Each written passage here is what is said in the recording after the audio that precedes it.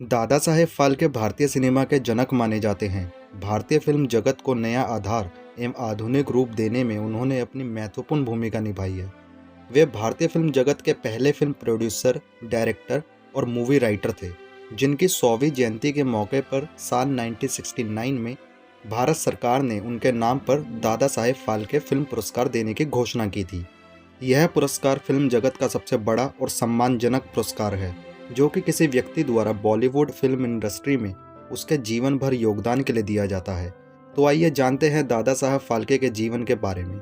नमस्कार, आदाब, सत श्री अकाल। आप सभी का स्वागत है मेरे यूट्यूब चैनल फैक्ट रंग पे, जहां हम बात करते हैं इतिहास के पन्नों से जुड़ी रोचक बातों की। दादा साहेब फाल्के का जन्म 30 अप्रैल 1870 में महाराष्ट्र में स्थित शिव की पावन नगरी त्र्यंबकेश्वर के एक मराठी परिवार में हुआ। उनके बचपन का नाम धुंधीराज गोविंद फाल्के था, जो कि बाद में दादा साहब फाल्के के नाम से पूरी दुनिया में मशहूर हुए। उनके पिता गोविंद फाल्के संस्कृत के एक जाने माने विद्वान एवं मुंबई के एलिफिंस्टन कॉलेज में शिक्षक थे। वही दादा साहब फाल्के की भी शुरुआती शिक्षा मुंबई से ही हुई। अपनी हाई स्कूल की पढ़ाई पूरी करने के बाद दादा साहब फाल्के ने जे स्कूल ऑफ आर्ट्स में कला की शिक्षा ग्रहण की और फिर वह वडोदरा के महाराजा सयाजीराव विश्वविद्यालय चले गए। उन्होंने पेंटिंग, इंजीनियरिंग, ड्राइंग, मूर्तिकला, फोटोग्राफी आदि का ज्ञान प्राप्त किया। अपनी पढ़ाई पूरी होने के बाद उन्होंने गोधरा में पहले एक छोटे से फोटोग्राफर के रूप में अपने करियर की शुरुआत की। हालांकि बाद में अपनी पहली पत्नी की मौत के बाद उन्होंने फोटोग्राफी करनी छोड़ दी और फिर उन्होंने भारतीय पुरातत्विक सर्वेक्षण विभाग में काम करना शुरू कर दिया। फिर उसके कुछ दिनों बाद उन्होंने अपना प्रिंटिंग प्रेस खोला। उन्होंने अपनी इस प्रेस के लिए मशीनें जर्मनी से खरीदी। उन्होंने अपनी इस प्रिंटिंग प्रेस के एक मासिक पत्रिका भी पब्लिश की, लेकिन दादा साहब फाल्के को यह सब काम कर खुशी नहीं मिल रही थी, क्योंकि शायद उनकी रुचि फिल्मों में ही थी।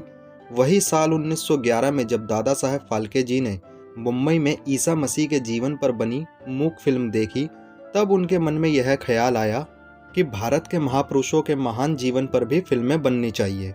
और फिर क्या था, अपनी इसी सोच को अमलीजामा पहनाने के लिए लंदन चले गए और वहां करीब 2 महीने रहकर सिनेमा की तकनीकी समझी और फिल्म निर्माण का सामान लेकर भारत लौटे।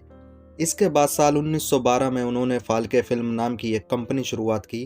1910 में लाइफ ऑफ क्राइस्ट फिल्म देखने के बाद फाल्के के जीवन में फिल्म निर्माण से जुड़ा अलग मोड़ आया।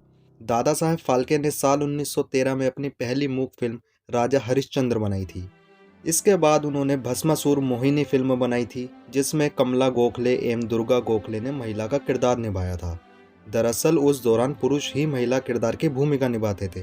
दादा साहब ने अपनी फिल्म करियर के 20 सालों में करीब 121 फिल्मों का निर्माण किया, जिसमें से 95 फिल्म और 26 शॉर्ट फिल्में शामिल थी।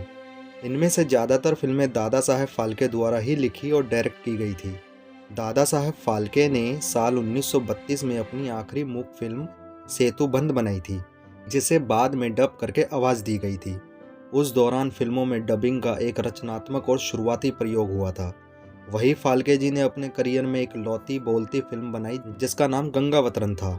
भारतीय सिनेमा के जनक दादा साहब फाल्के ने अपनी पहली फिल्म हरिश्चंद्र की सफलता के बाद नासिक में आकर अपनी अगली फिल्म मोहिनी, भस्मासुर और सावित्री सत्यावन को प्रोड्यूस किया।